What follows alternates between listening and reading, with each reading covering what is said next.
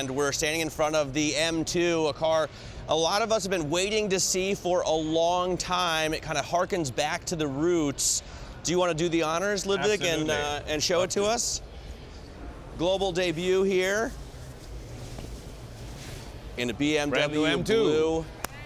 Absolutely cool. I love the shoulder lines, and this kind of, I mean, does it harken back to the 2002, to the 3.0? I mean, what are you trying to do with this? I would rather say the 2002 TII or 2002 Turbo, you know, the top-notch 2002 back in the 70s.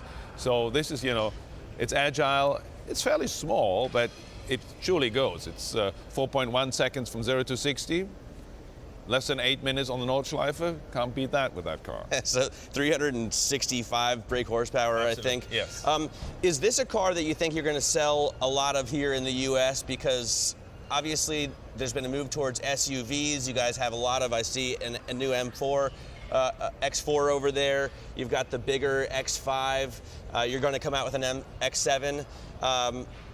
Do people still want these little sporty cars? Absolutely. This is core business for us for BMW. It's what BMW stands for, the ultimate driving machine. And yes, we're very successful with sports activity vehicles, but this is core BMW.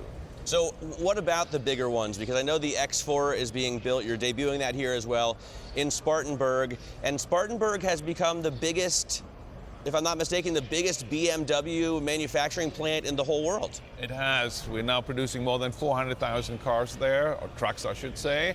And yeah, it is the biggest plant that we have. And roughly a third of the production stays in the United States, and the rest goes to all countries in the world. So it's really been successful. If you remember 20 years ago, it was roughly 100,000 cars. So it really has developed very nicely. I remember 30 years ago when you guys really pioneered bringing production local. Let me ask, though, about more recent German issues. Your competitor has had, obviously, a serious scandal, is still reeling from that, trying to recover from the diesel and emissions issues. Has that affected BMW sales at all? Not really. If you see, the numbers have not really gone down.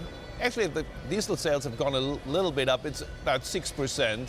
We leave the customer a choice. We just want him to give the choices, either hybrid or gas engine or diesel engine, and let him decide. And actually, in the last couple of months, they have decided a little bit in favor of diesel, but it's small numbers. So you'll continue to produce diesel, continue Absolutely. to give customers that choice. Yes. What about the Chinese market? I mean, there's this theory that, you know, the California Emissions Resource Board drove kind of, in a way, vehicle design for a number of years, and now companies are designing cars more for the Chinese market, the bigger sedans. You've obviously had that for a while, and you've got a good foothold there.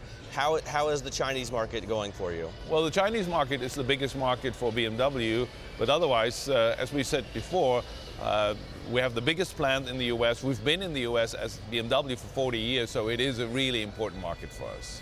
Even though you're the North American CEO, I had to slip in a China question there because they've had real market problems. Do you see that affecting at all the sales there? No, we're still growing at a highly one-digit rate, so it's still very good. All right, let me finally ask you about what you're driving back on the East Coast.